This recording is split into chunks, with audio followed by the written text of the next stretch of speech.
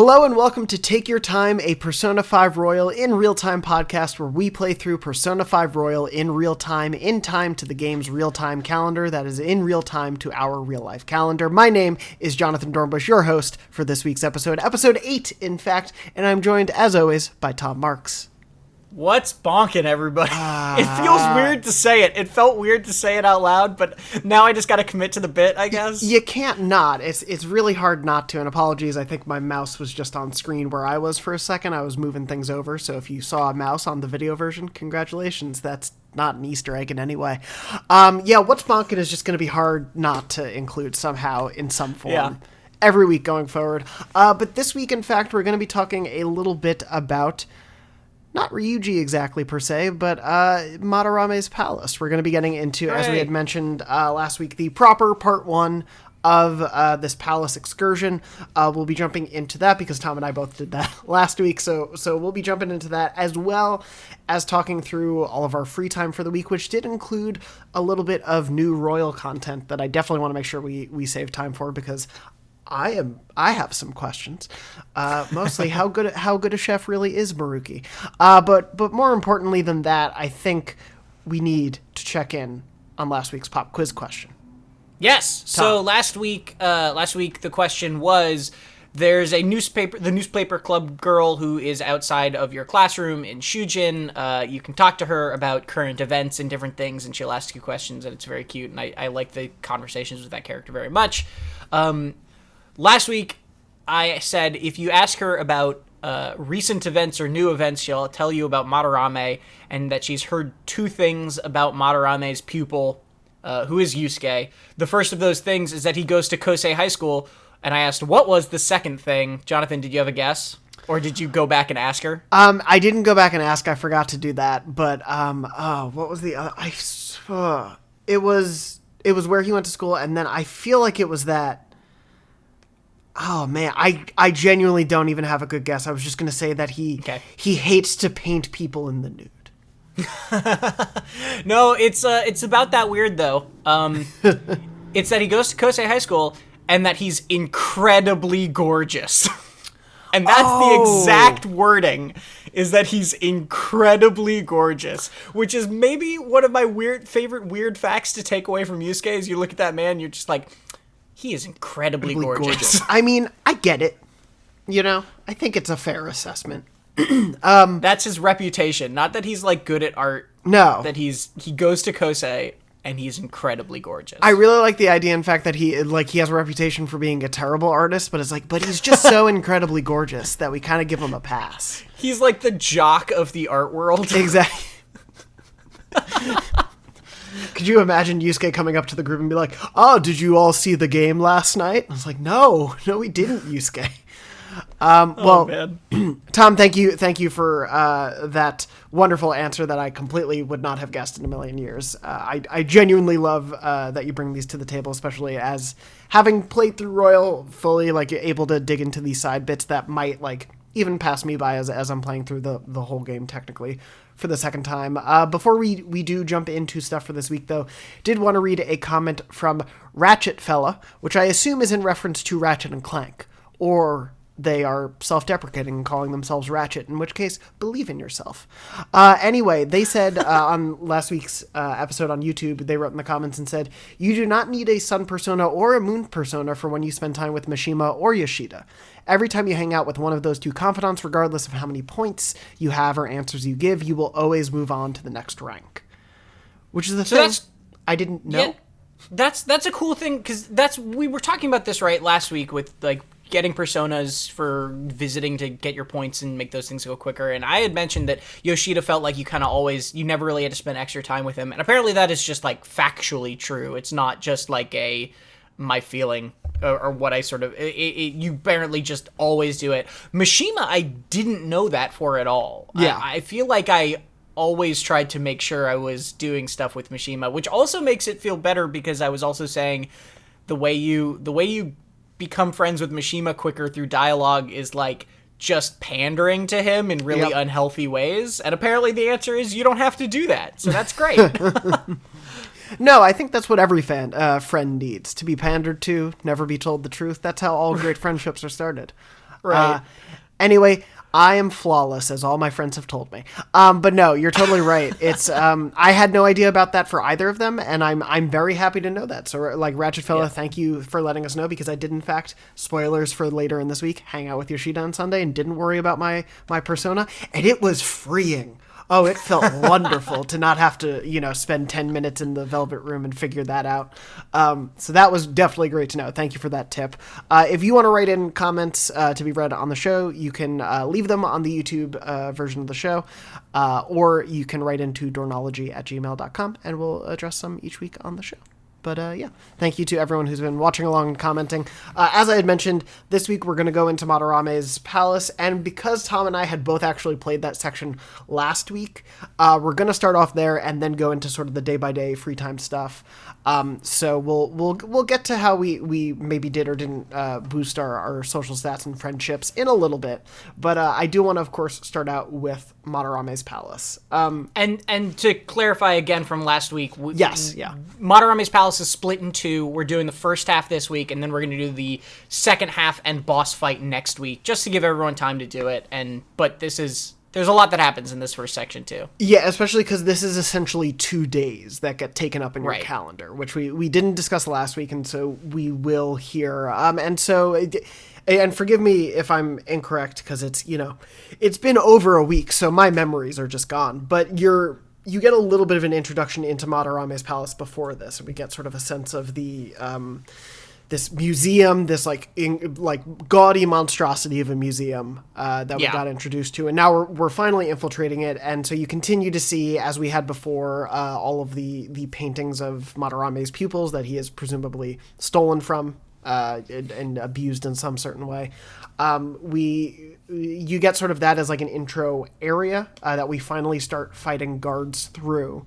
The first point of interest from what I remember is the laser beam field puzzle room. We're with the treasure demon. Yeah, with the treasure demon. But is there anything else, sort of just like to generally start off, Tom, that you wanted to say about this palace? I guess without spoiling too much about where it goes, but like, how does this palace generally sit with you?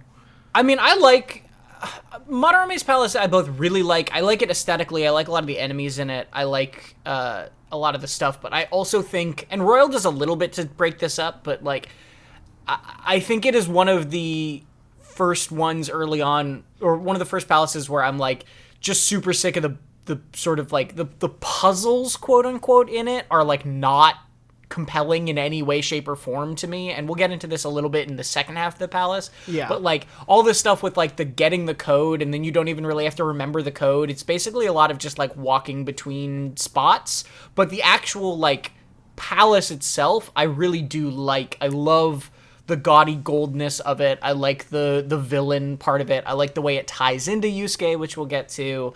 I do generally really like this palace. Yeah, I do as well. I think I'm right there with you, where in terms of like, even during this like laser beam room puzzle with the treasure demon, I was kind of like, all right, why am I like, it's a lot of just unnecessary kind of like back and forth, as you were saying, with like the code that you don't really need to remember. You just need to walk 5 feet. This is totally opposite, but like I'm currently playing a lot of Final Fantasy 14, and there's a lot of really great stuff in it. But in the early parts of that game, when it's especially just trying to introduce you to things, a quest will often be like, walk to this character. Now that character wants you to walk back, and it's like, well, why did I have to do that in the first place? It didn't accomplish anything. And yeah, there are certain puzzles that feel that way here, but I'm with you. I think like the way this puzzle relates to Madarame and the way it just is presented and constructed in general is a very well done palace. Like, it's definitely a cool one to explore.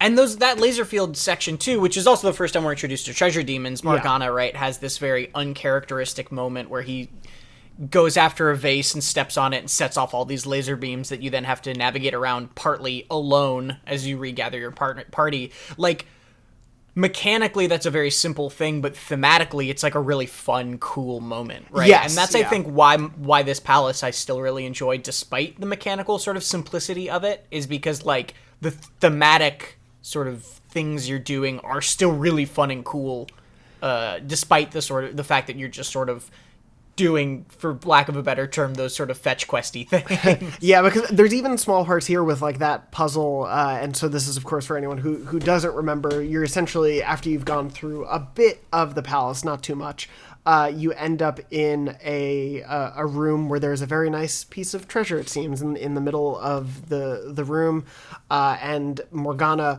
as we saw from the first palace, goes into a like treasure frenzy and goes to grab it, and that enacts this terrible laser field that separates each of the party members, and you essentially have to work your way around this room to free each of them, because as all laser grids are, they are perfectly separated in ways to allow you to get to each member one by one.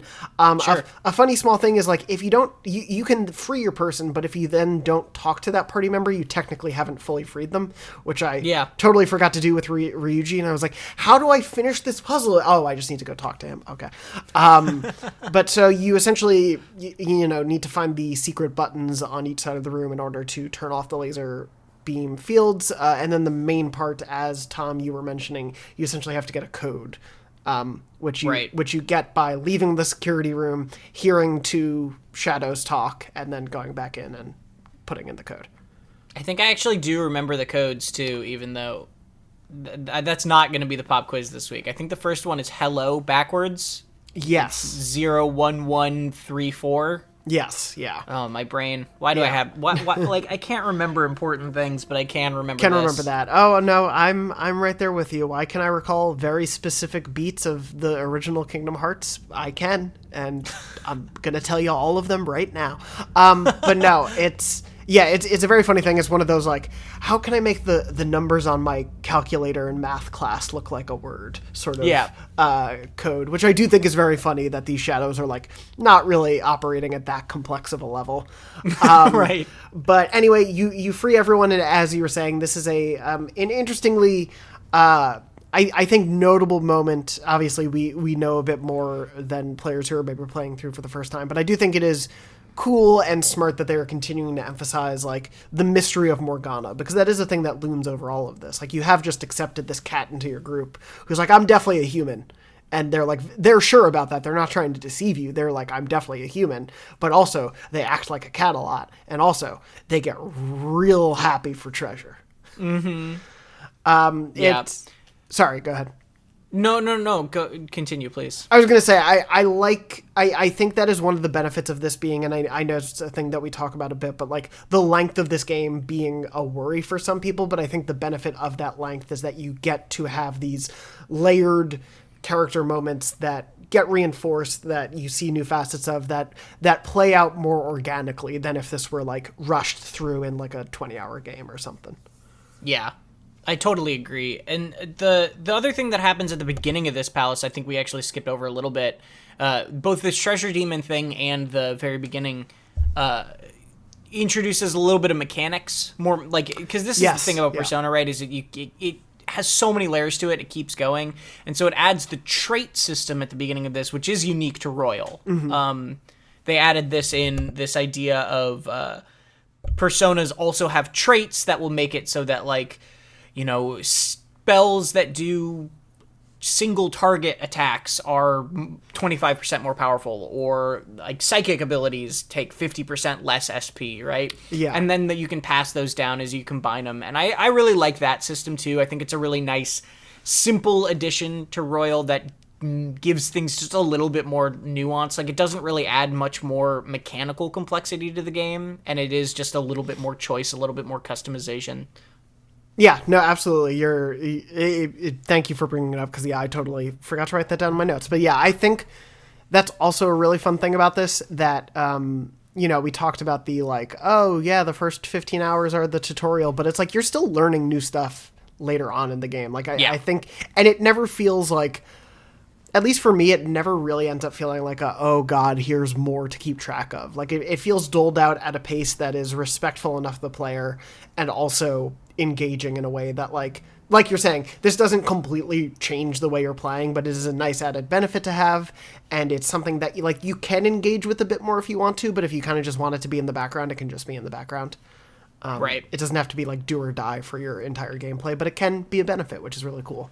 And treasure demons are the same thing, right? Yeah. Where it's like, if they had introduced that in the first palace, it wouldn't have been necessary, right? Yeah. Like, it would have just been more sort of stuff while you're learning the game. And it's cool that they've saved little treats like that to the second palace, where they can then be like, oh, and there's this other whole thing you didn't really know about, and since you already know the basics by this point, it doesn't feel overwhelming. It's just like, oh, cool, there's this other sort of creature I didn't know I could find and fight, that are a very different type of fight than the rest of the things on their own, too. Totally. And speaking of the treasure demon, one that I have never beaten, even though I've fought it now multiple times and should know how to beat it, I have never beaten Regent, this first treasure demon, which, spoilers, there will be other treasure demons, but these are a specific type of demon that you'll fight that are essentially chances to get really great treasure.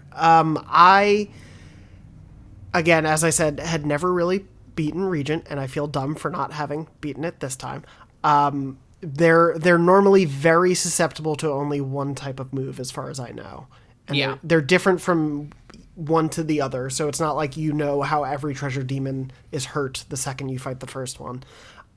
Did you defeat Regent on your fight? I got Regent as a mask. Okay. Yeah. Okay. And that was with basically only because of a lucky punch from Morgana that critted, and I was like, yeah, it counts. We take those W's. Oh yeah, hell yeah. It not really real, but that's okay. You still got it, and that's what counts. This is for those who maybe also lost to this battle. If you didn't, congratulations. But the Regent is weak to nuke, which is not a power that you would have inherently in anyone in your party at the moment. So you would need to get it through Persona Fusion, I believe, at that point. At that point, I think that's the only option. Yeah, and I think there are very few Persona at this point in the game that you could even unlock who would have nuke power, so it's... Yeah. You kind of probably have needed to read that in a guide to be able to get it that way. Nuke, I think in the second half of this palace, nuke starts being... Or, like, at a certain point in this palace, nuke starts being slightly more common, but it is very uncommon at this point, in the same way that, like, Sai is basically unseen, right, at this point.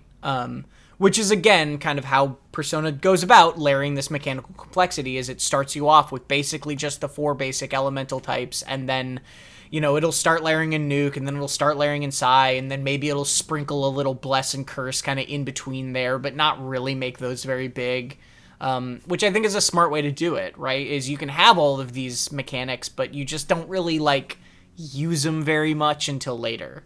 I think that's a smart way to handle that. Totally. The thing I really like about Regent 2 is it gives you, when you get the mask, you can then use it for Persona fusions, right? Mm-hmm. And what its whole deal is it has one of every Ma spell, one of all the targeting elemental type spells. So you can very, very quickly fill those gaps if you combine it with somebody and get to take 3 skills from it. And you can just take Ma Sai, Ma Frey, and like Ma Koha or something like that, right? So the Nuke, Sai, and Bless abilities. And suddenly you have abilities, you have the attack all abilities for skills that you did not have at all yet. That's really great. Like, it basically lets you jump the line a little bit in that sense, which I like. Yeah, that's really, am I reconsidering loading up an earlier save and replaying? Maybe, but that's... You'll find plenty in Mementos. I know, but I just, it evades me every time, and I have a beef with this just treasure demon. Maybe one day. But yeah, I do like the introduction, as you were saying. I think it's, again, I think you really nailed it in terms of, like, if this had just been in the first palace, it would have been like just another kind of thing thrown at you. But here it feels more special. It feels like, okay, I'm getting to actually understand it and engage with it in a way that I think is better than had it been smashed in there earlier. Right. Anyway, the rest of this sort of first section of the palace, unless I'm forgetting anything major, I do think you come across the first will seed. Am I crazy? You do, yeah. Yeah. Which I genuinely feel awful, but I did not write down how you obtain it. Is it up top? No, you go into this kind of like art gallery thing, and then you have to go up some stairs and fight a big guy, but you can avoid him, and then you swing across, and you run along the rafters, and all of that sounded like nonsense, and I apologize. No, I exactly know where you're referring to. I wrote down, got the first will seed, and then I forgot to write down the part. It's an entire room, I believe it's an entire section that is brand new and royal, right? And it's just along the path. It's not like it's not out of the way, really. This is one of those will seeds where you like will be hard pressed to miss it if you are at least checking the doors, right?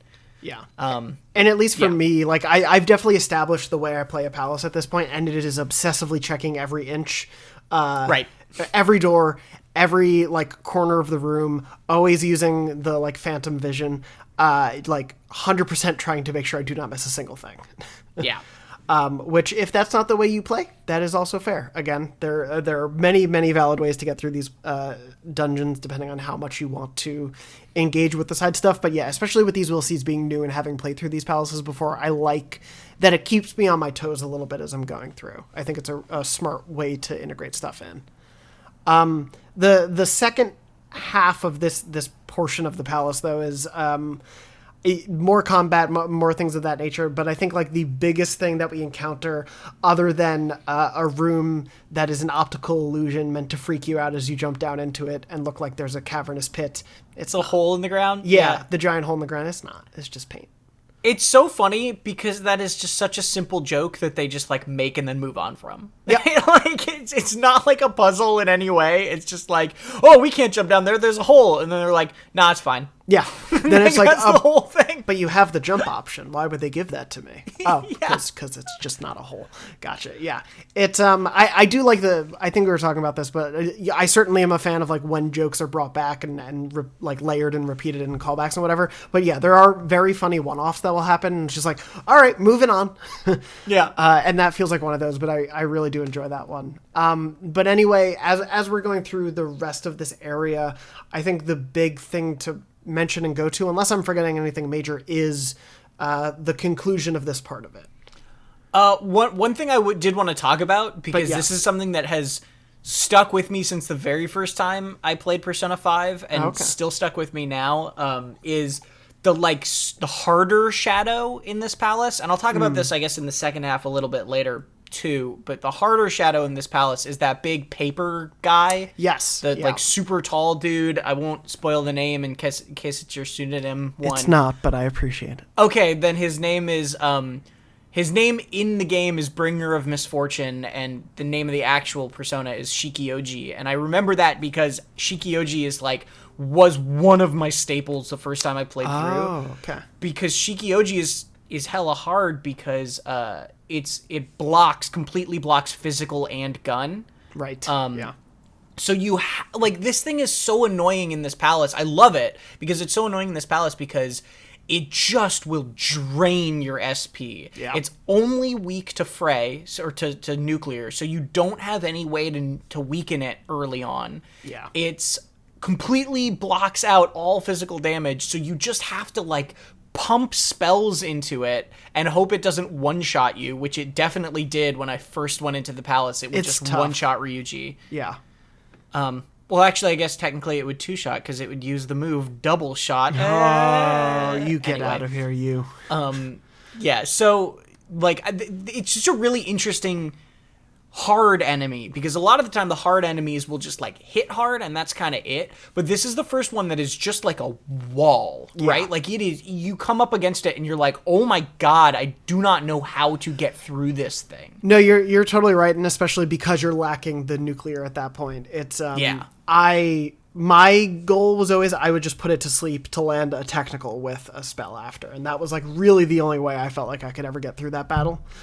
Yeah, that's smart. But you're right. It does change the way that you play. And I think that's one of the best things that as we get to further palaces and different battles and stuff, the way it makes you think about what you're doing. And I think that the foundation of this turn-based system is complex enough to allow that in so many different ways as you go on, is I think why we talk about this game in such high esteem on the gameplay side of it, particularly the battle system, because it at first glance feels pretty typical, in terms of like, your attacks and your magic, and the magic, some have weakness to it, but like the way all of that is interplayed and the way the game introduces new hurdles for you to overcome is really well done and balanced, I think. Yeah.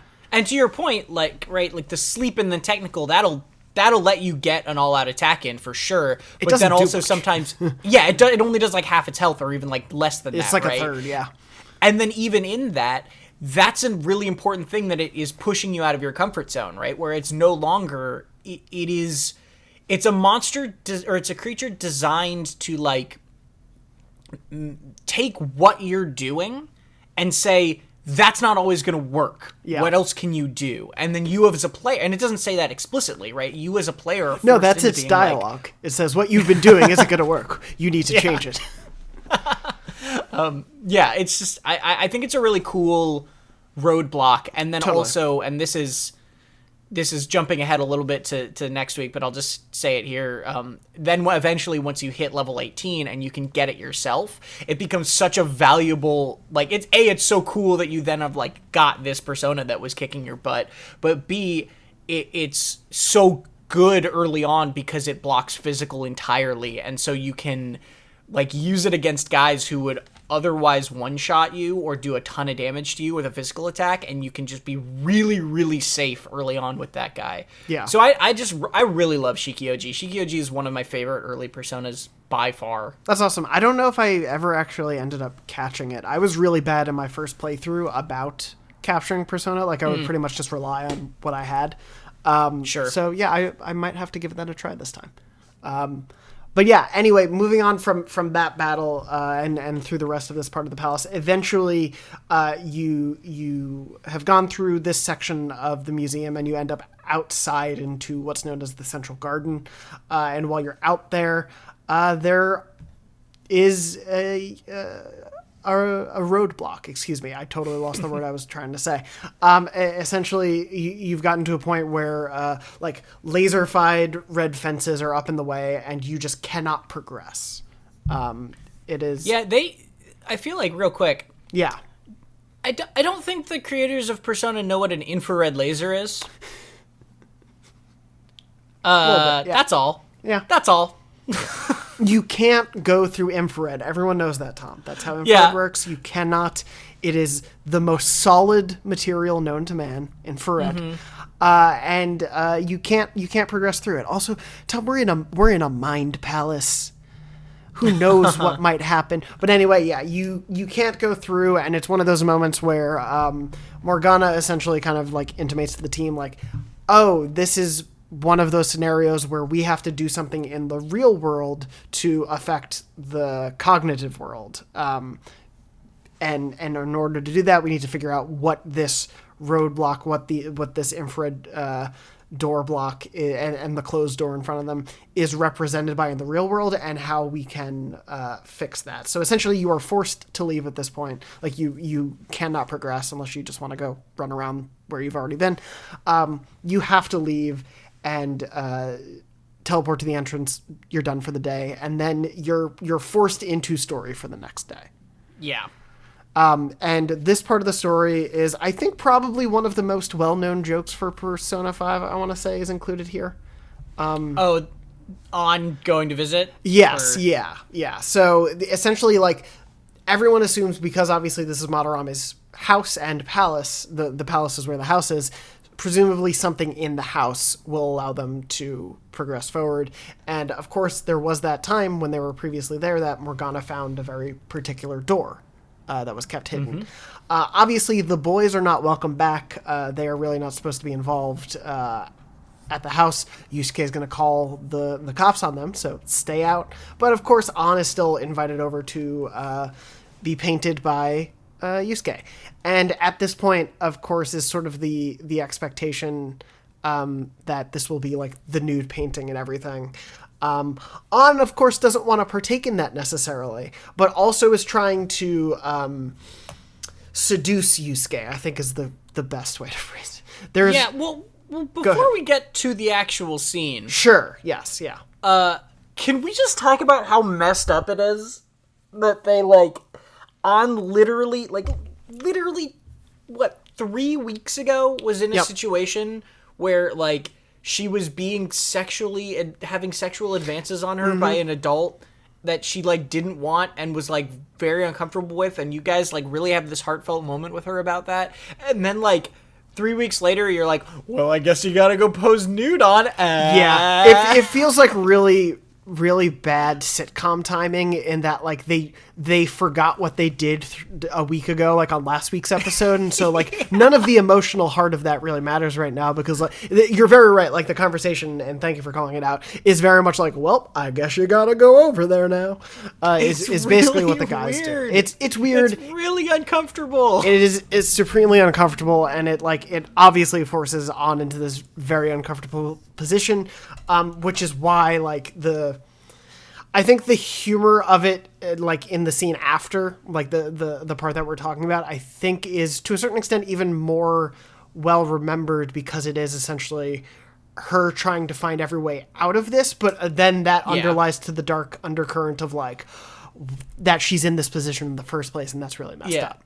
And to her credit, she does do it. You know, she gets kind of like egged into it, but she then just do like, you know, she says like for justice or whatever, and like bites the bullet and is like does it with like gusto, I guess is the right, like she knows it's the only way to do the right thing is kind of why she's doing it. It's just the tone of like Ryuji being like, you gotta get naked now. It's like, dude, come on. Yeah, like, you're totally right. It goes from like 0 to unnecessary in just like nothing. It's so that unfortunate conversation does happen. This decision is made.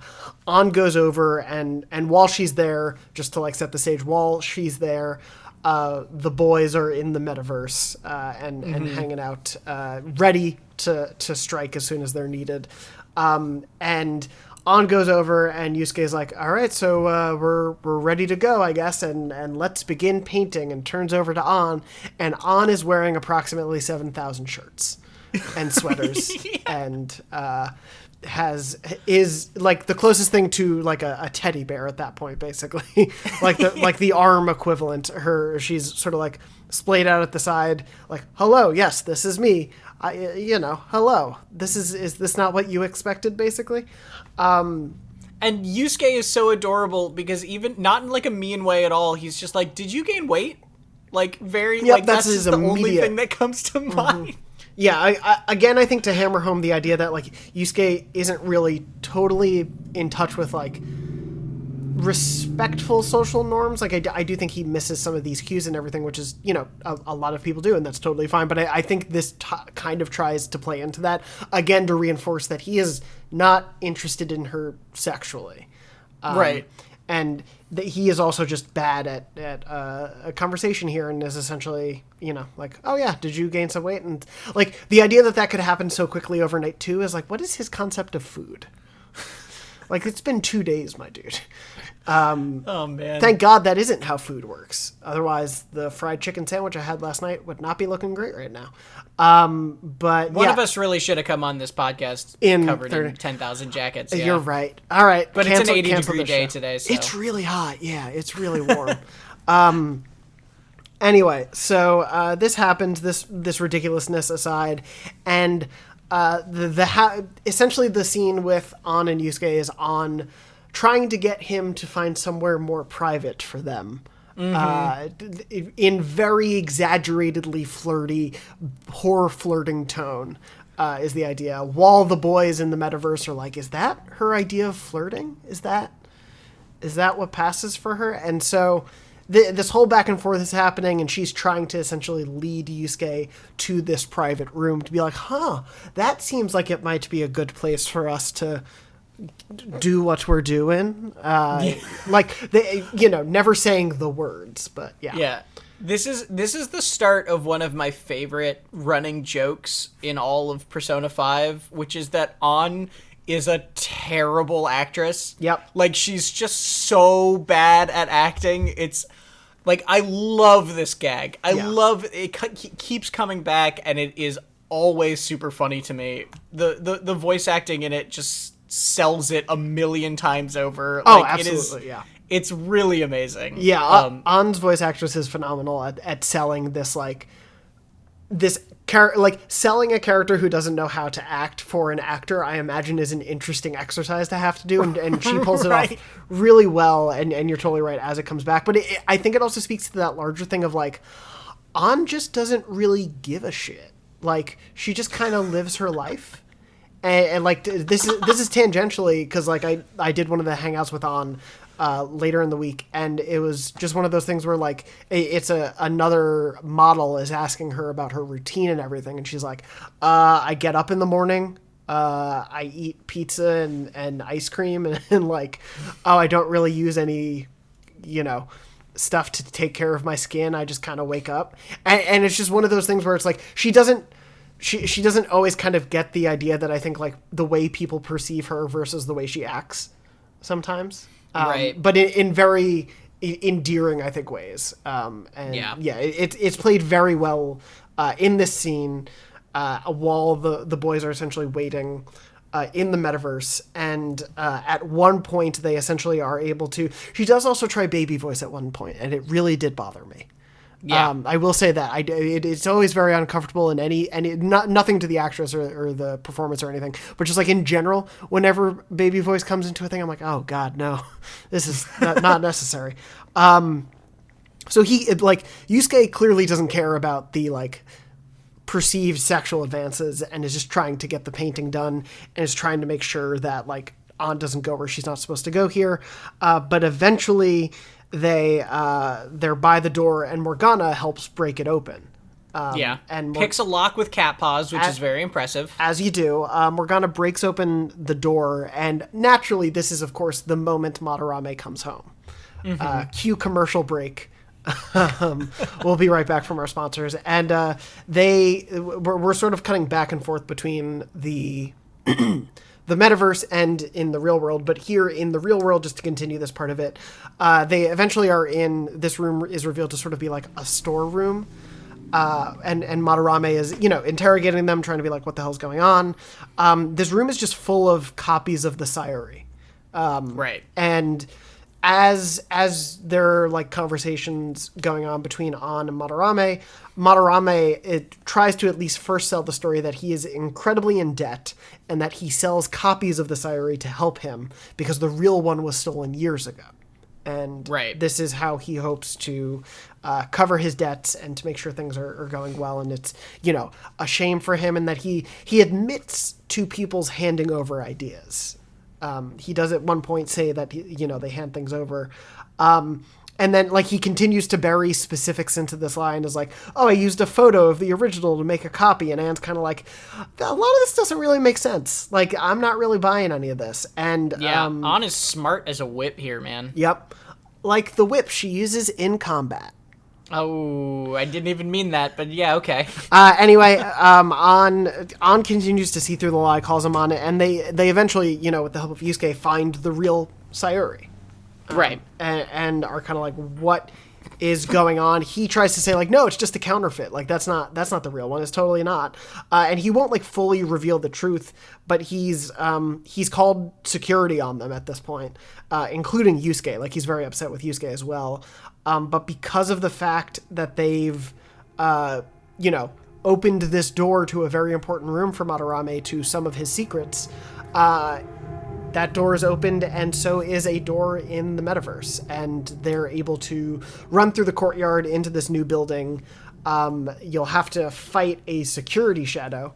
Right. And it's only the two of you, which I thought was like a really, again, as we were talking about like little twist to the combat, it is really interesting to be in this fight and only have the two of you to go back and forth with. Yeah.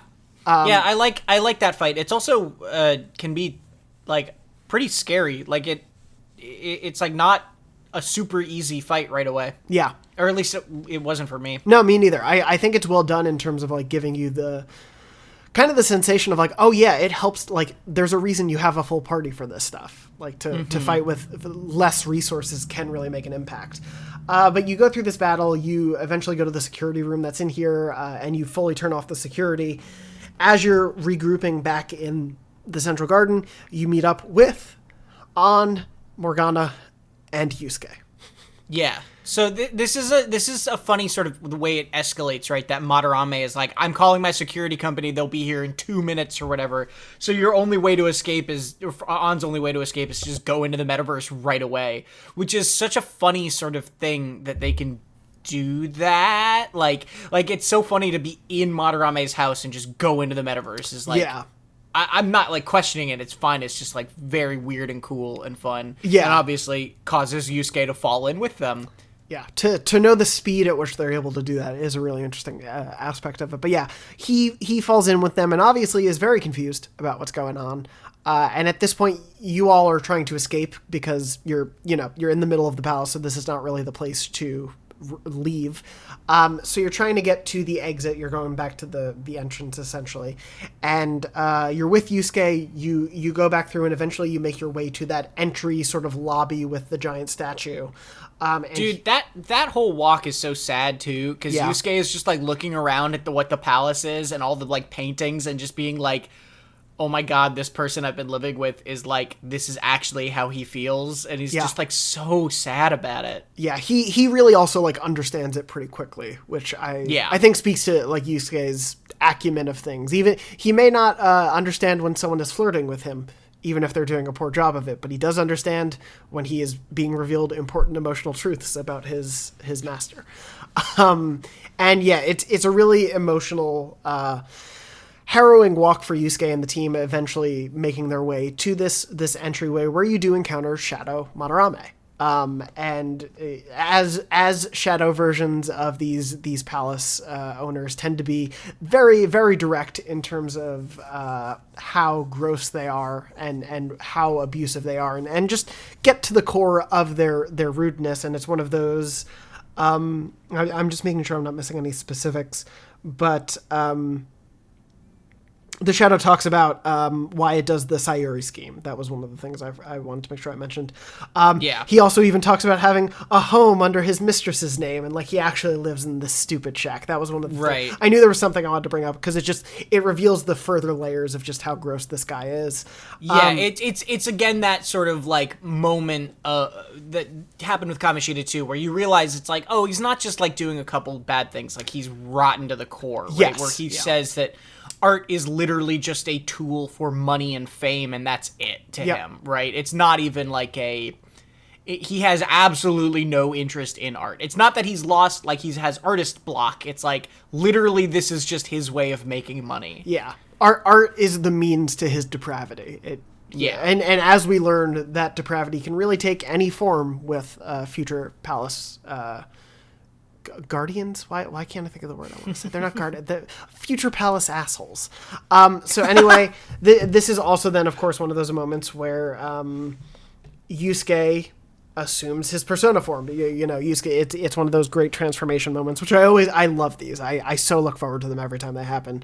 And Yusuke, aka Fox, has had it with Madarame, is done with this nonsense, and decides to fight back and assumes his persona form. And we now have another party member. And so this is technically the first time we'll have more party members than slots in our party. Right. But of course, that is a conversation for another day. Anything you want to say specifically about his transformation sequence or anything there? I just love the way he handles it. And I like that. I like Yusuke's style a lot, so I like the Goemon as his persona. I just really like Yusuke's thing. I'll also say that the first time I played through Persona 5, I like didn't know much about the game, and I did not know Yusuke was a character. Yep.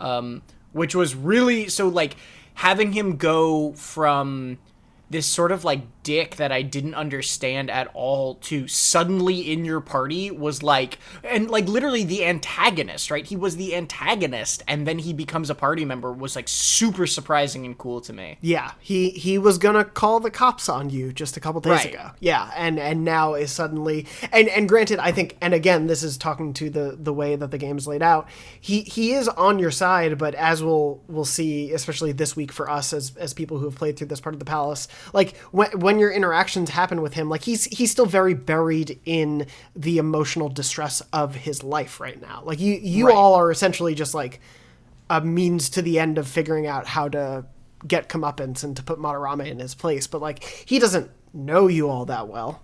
He hasn't painted any of you nude yet, so he doesn't really know anyone. But yeah, he has this persona transformation and will now be an available party member. You do get to fight with him in this one battle before that part of the palace ends. But essentially, you escape the palace and then you're free to go about your days or jump back in. But we, of course, will be holding our discussion of the rest of the palace for next week. Yes, I did want to call out one more thing with this moment that I really did like. So Yusuke, they have a conversation about Yusuke. You know, we learn about in the palace before you get, like, you have to run.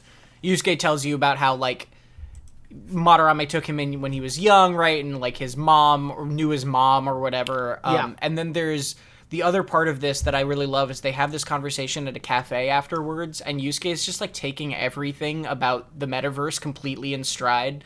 And there's this one great moment where he's, like, looks at Morgana, and it's like, so is this, like, a talking cat? And Morgana's like, you got a problem with that? And he's just like, no.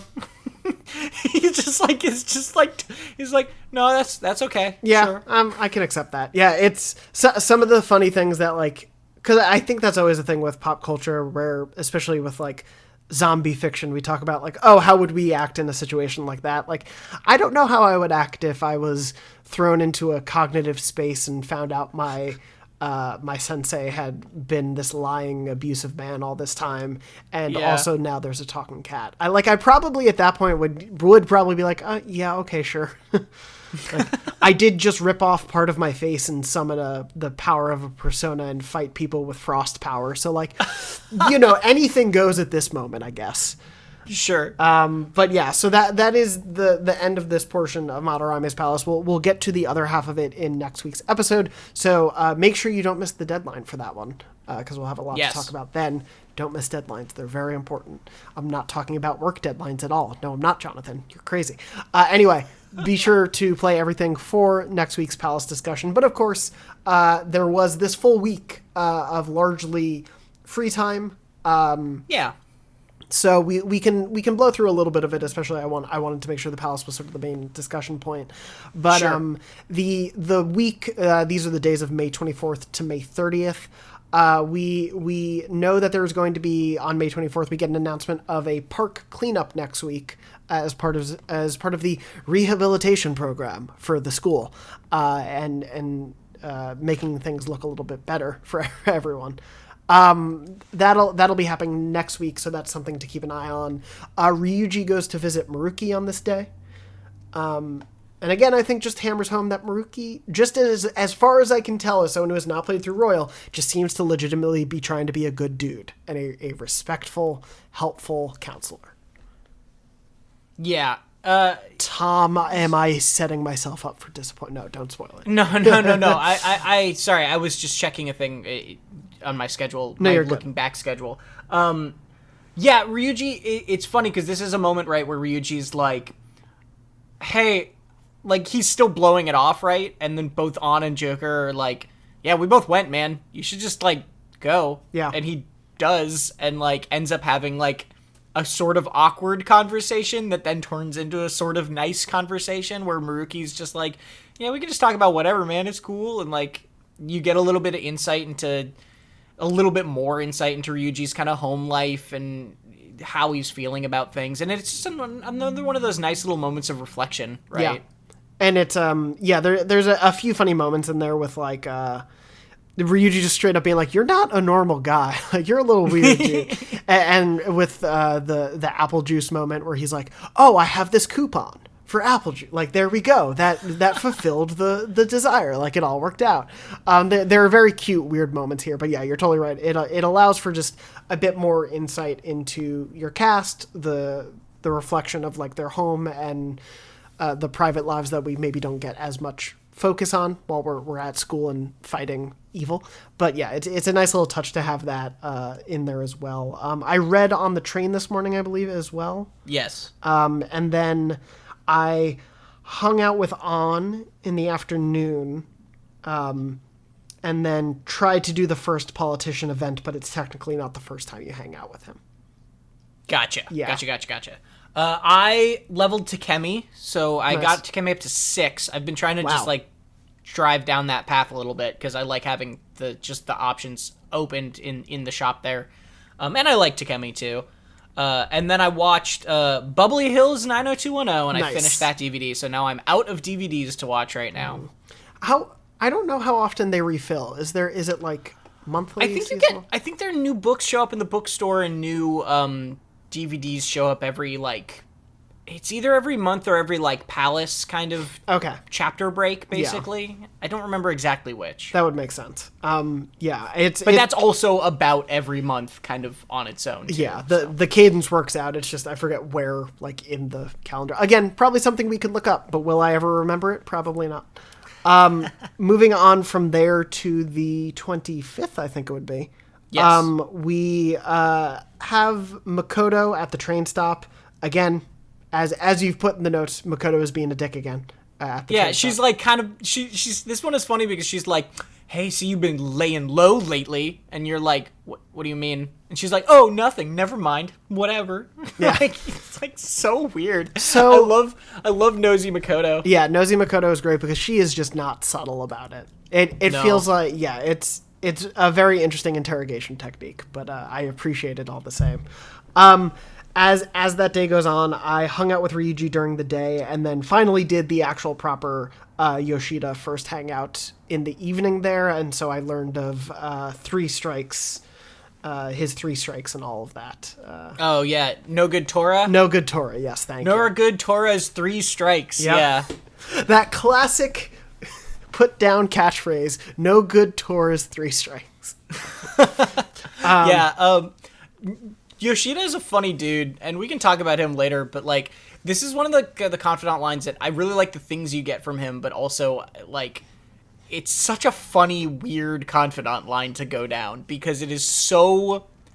it is very connected thematically, but, the events of it are, so funny that you are a high school student involving yourself in the political campaign of, a washed-up, disgraced politician. Yep. It is so funny to me. Yeah, it's very amusing, and I definitely want to spend time talking about all the Confidants as we go through the game, but it's a very funny one to begin to get into, and it's just I guess I'll hold the sign for you, and he's like, did you learn a lot from me? By the way, people hate me, and I did a lot of bad things that I've been...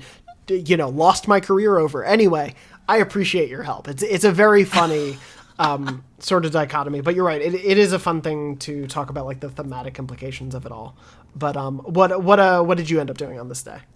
On the 25th, I actually went to the Palace. Cool.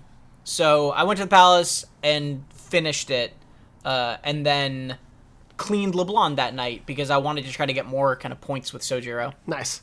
Moving on to the 26th then, on the people, I wrote on the train, people are talking about Yoshida the next morning for me. I don't know if that happens for everyone. Right. No, that happened for me too. I think that's one of those moments where it's encouraging you to go talk to him, basically. Yeah, that's what I figured. One thing that really struck me in this moment that I just want to... I know it's been a thing through the entire game when I played it last time, too. It's just so strange that they don't have faces. They only have mouths when they're talking on the train.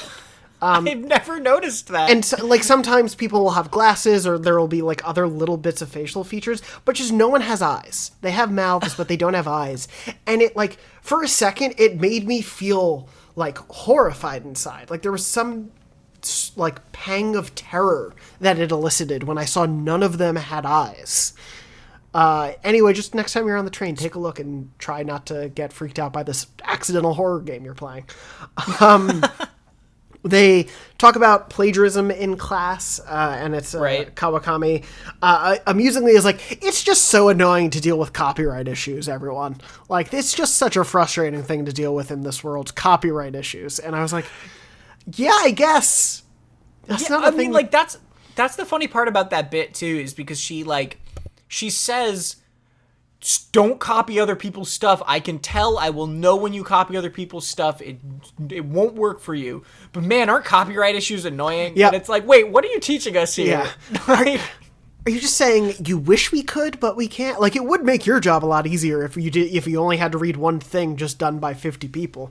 Right. But it's a very funny, strange moment. But yeah, I always love those when you kind of can read through the lines of like the weird adult problems these characters are probably having. Like what's been going on in Kawakami's life that she's worried about copyright. Anyway, it is a question about Arsène and Lupin and LeBlanc or Leblanc.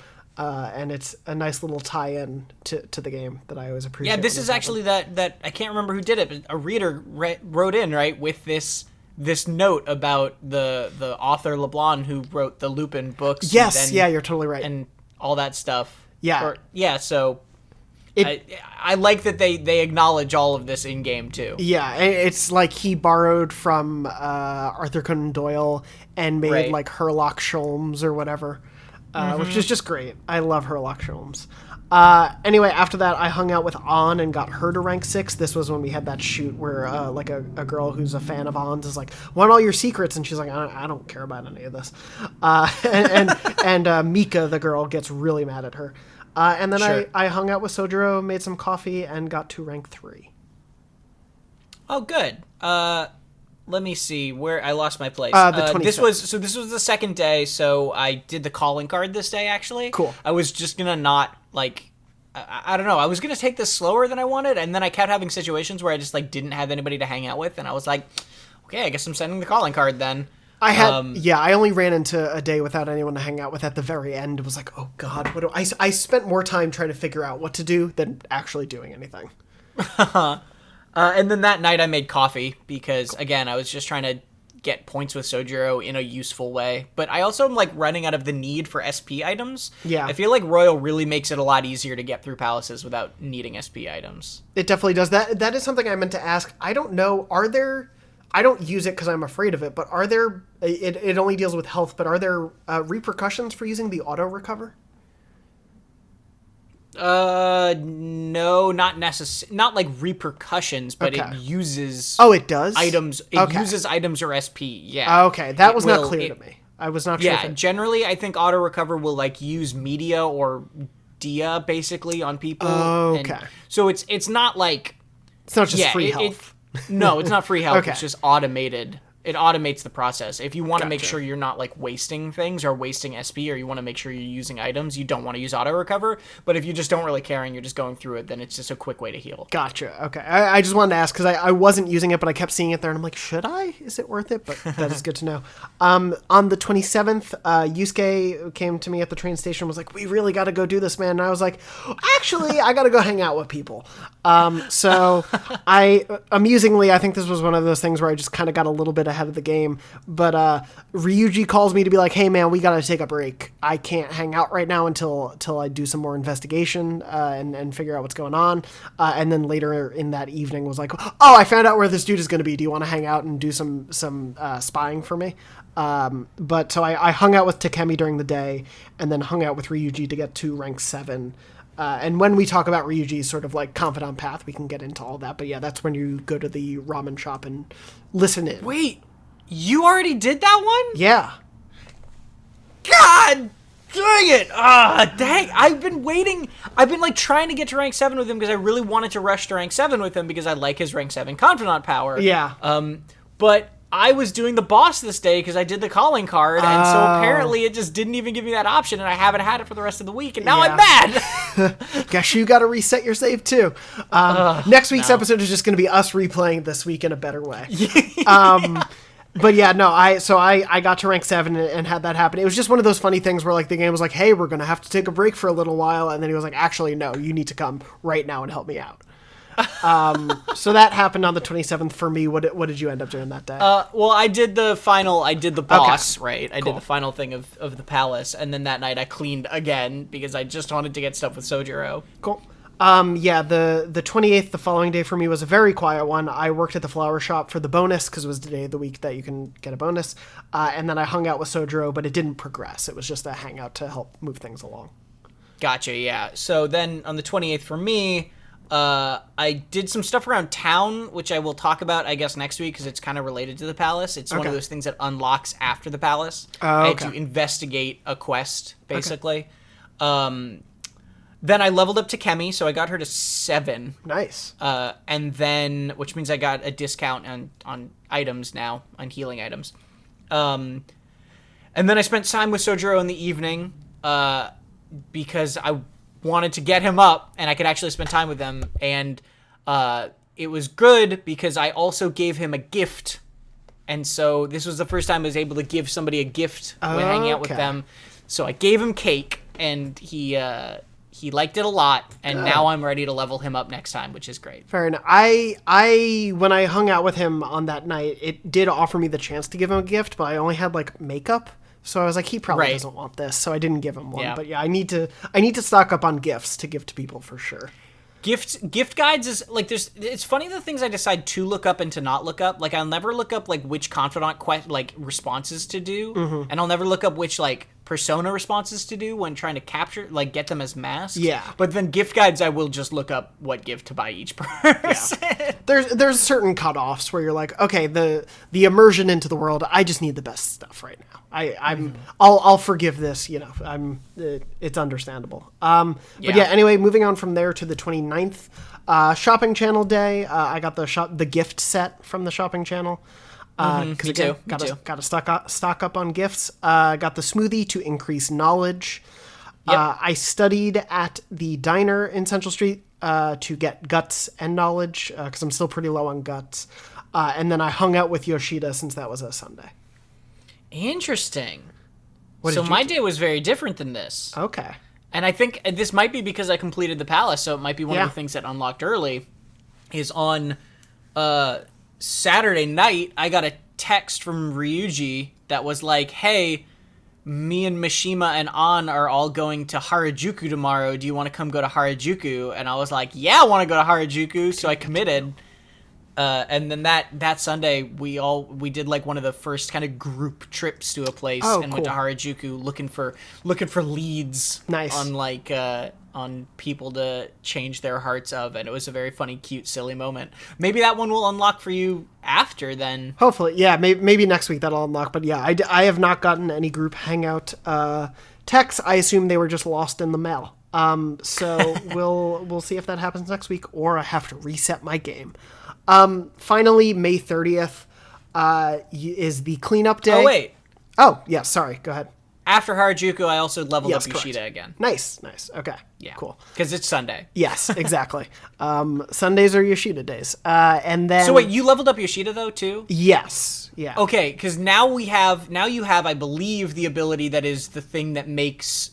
The first ability from Yoshida that is incredibly powerful, insanely good, which is you can ask for more of a thing when you're interrogating someone. I did get that one. Yeah. The reason this thing is incredible, and I mean it fundamentally changes how much money you'll have in the game, is because what you can do is you weaken everybody in the party, you talk to them, and instead of doing an all-out attack right away, what you can always do now is say, give me money, get some money, and then because you're now given normally what would happen is you'd say, give me money, and then they'd leave, right, automatically. Yeah.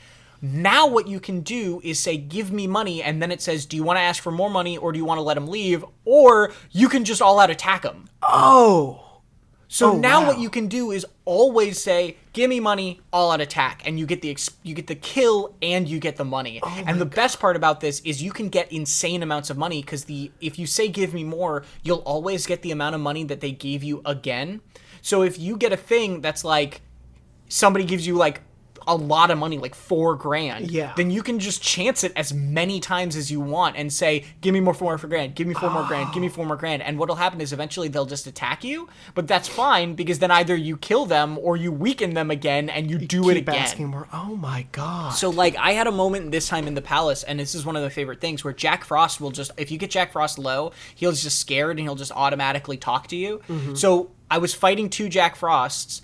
I killed one, I weakened the other, he talked to me, I said, give me money 3 times. He got mad at me, summoned another Jack Frost, I killed the one, I weakened the other, I got him to give me money 3 times, and I made like $20,000 in a single fight because you just like chain that forever. Alright, Wow. That Yoshida ability of being able to ask for money as many times as you want and still all-out attack out of it to get the experience and the money is like game-changingly good, because if you do that every time, you'll come out of palaces with, double, triple the money you would early on. I never leveled up Yoshida in my first playthrough, so I had no idea this was the thing. It only gets better from here, too. He gets even more money for you later. Oh my goodness. This is very exciting.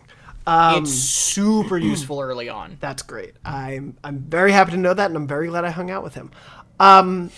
Moving on from there to I guess a less thrilling Confidant reward, but nonetheless a new Confidant adventure, is the cleanup day, which begins unfortunately with a run-in with Yoshizawa, the new student, being creeped on by some rando by the train station. He's grabbed her arm. He's being just absolutely gross, and is he tries to play it off like, I'll just give you my number, but then he gets weirder and grosser, and you eventually appear and are like, I have to step in and intervene, and you are just like, you can choose your level of like the way you step in, and you can be like, oh, can I help you get around the train station or something like that? But I just choose the option that's like, hey dude, back off. And so you get Yoshizawa out of the situation. It's obviously a very gross, uncomfortable start to the day. But it quickly transitions to the cleanup, which is just sort of this like, this is a brand new thing for Royal with Yoshizawa and Maruki's involvement. It's this like montage of little vignettes that happen basically, of like the groups have been preordained, so it's not like the gang gets to choose to all be together. Mishima breaks the news to everyone that like, hey, the groups are going to be the groups split among boys and girls. Makoto is of course running the entire day.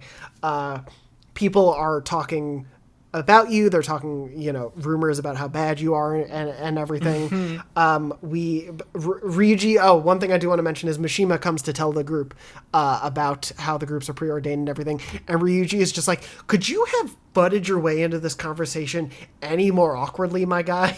Yeah. It's just like we were in the middle of something, my friend. That was especially funny for me because we had all gone on a trip to Harajuku the day before, and it was like, we got rapport. What are you mad about, Ryuji? Yeah, at least so far for me, we're essentially just like, he just keeps coming up and being like, so that Phantom Thief stuff, and we're like, I don't know what you're talking about. But yeah, it's this whole just little funny vignettes of things. We've mentioned her before, so I think calling her by name is okay, but we do see Haru at one point again as well. The Maruki has his fan base now. The kids love him, and he's the chef for the day, and decides to Salt Bay his way through. I love that bit because he does the little like Salt Bay sprinkle thing, and then somebody's just like, "Why is the air so salty all of a sudden?" And it's like he's just like screwed up, like in a windy outdoor place trying to do that. It's like there's no benefit to the cooking to do it this way, and so it just makes the air salty. But otherwise the kids are complimenting his chef skills. Otherwise, Joker's group is just a bunch of assholes to him. The kids who he's cleaning up with suck. They eventually just are like, when it's time to go get the food, the kids are like, oh, we don't need to hang around here anymore. Let's go. So they leave. So Joker's alone with his soup, and Yoshizawa finds him and is like, hey, I'm kind of alone too. So do you want to eat soup together? So you get to talking. She jokes about how she's heard all these terrible rumors about you, like you've been involved in burglary, murder, and elephant tusk trafficking. And of course, I love the response to that too. I know we're running out of time, but I love that you can be like, I drive without a license too. That's what I chose. She like thinks it's a joke, but it's also true because you do that in Mementos. Yeah, you do drive your cat friend bus around. But yeah, it's a very funny way to respond, and I absolutely chose that one.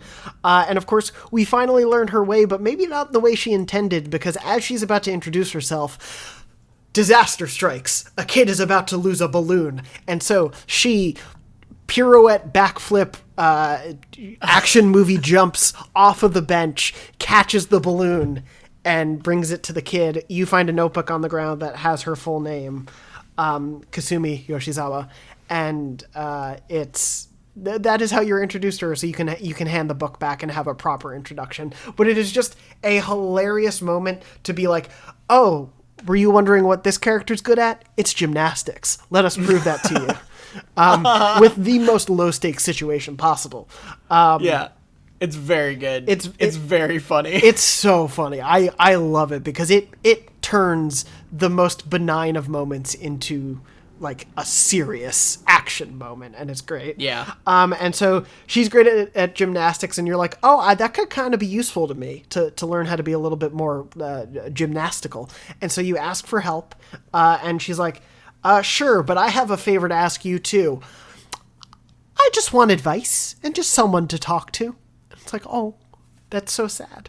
Yeah. And so she becomes a new confidant in this moment. And as you've written in the notes, it's a confidant with only 5 stars. It's not 10, it's 5. It only goes up to level 5 instead of level 10, yeah. Which to Breaking me, the mold. To me, as someone who hasn't played through, obviously you have, and I know you don't want to spoil. To me, it means that like it's not going to be something that we're getting a chance to hang out often. Would be my assumption. I think that might be the case. Yeah. I don't fully, honestly, I don't fully remember, but gotcha. Yeah, it's an interesting sort of weird deal where she only has 5. But yeah, this deal that like she's gonna teach you acrobatics or whatever, and you're gonna like just be her friend basically is so funny.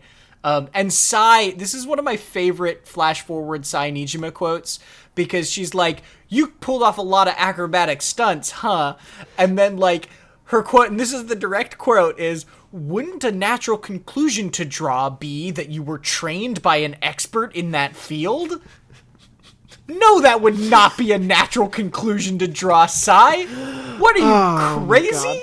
I love those scenes so much. They are just the least... it's that meme of like the guy who's like, I know a lot of writers who use subtext and they're all cowards. I think it's like the Garth Marenghi or whatever. Yeah. And yeah, it's just absolutely like there is no subtlety to Sai in these interrogation scenes. And I love it. But yeah, but now we have Kasumi as a confidant. Hooray! Exactly. And then you have free evening time. I forgot to write down what I did, but I think it was hanging out with someone. Okay. Cool. I did laundry to finish up the laundry from the palace that I'd gotten, and I had a really weird moment where Sojiro met me in the alley. Oh. After I did laundry and was like, "Oh, are you doing laundry? That's cool." And I like had a dialogue option to be like, "Yeah, I'm just doing my laundry." And it's like, "Oh, that brings me back to when I was a kid." And like I got to like friendship points with him. Oh, wow. And I've played through all of Royal. I've never seen that happen. That's why. Yeah, so I never had that.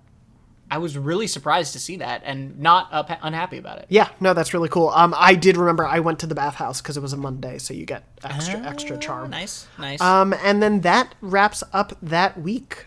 So of course we'll be getting into June for next week and the final part of Madarame's Palace. But of course, before we leave, we've got a couple quizzes for you. Mine, of course, is Persona Pseudonym, where I asked Tom to guess the real name of a persona based on the alias they're given. Tom is doing all his necessary stretches in order to answer these mental gymnastics. Who is the leafy old man? Oh,